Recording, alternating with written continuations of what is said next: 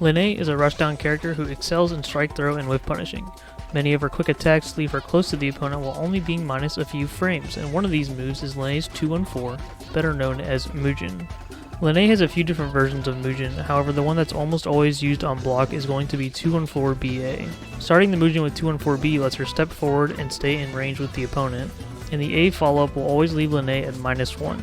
The 2-1-4 BA will also allow her to frame trap between the slashes, making her next move very ambiguous. There are two main situations with 2-1-4 BA. There is a point-blank situation and a farther range situation. Even after blocking a few moves, Linne can still end up in this point-blank RPS situation due to the fact that she steps forward during the move. In the point-blank situation, there's a few ways the interaction can go. Oftentimes you might think of pressing 5A after blocking Mujin, however, most 5As in the game will whiff Linne completely due to the pushback of the move. If the Linne player does try to take back their turn with a bigger move, you can press 5A to interrupt this move. But if Linne presses 5C, because she steps back during the startup of the move, the 5A interrupt will completely whiff and you will get punished big. Instead of pressing an A button after blocking Mujin, you might want to press a B button. Using Wagner's 5B as an example, you'll see that it covers a lot more options and gives Linne a lot less wiggle room. However, if bigger B buttons simply beat all of her post-Mujin options, then I wouldn't have to make this video. Linne can actually press her 5A and it will end up beating the startup of these bigger B buttons, allowing her to get a full combo. Now, this 5A will only work if it interrupts the opponent's button. If it does not hit and extend to her box, then the 5A will simply whiff. She can cover this whiffing by using 6B, which is a 7-frame button, so a little bit slower, but will still interrupt most long startup buttons.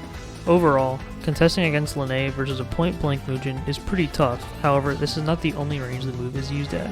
If the Linne player has pushed out their opponent a bit more and then done Mujin, the situation changes. Suddenly, when you're outside of Linne's 5A range or 6B range, Wagner's 5E becomes a much more attractive option. However, because Linne is farther away, this gives her more options as well.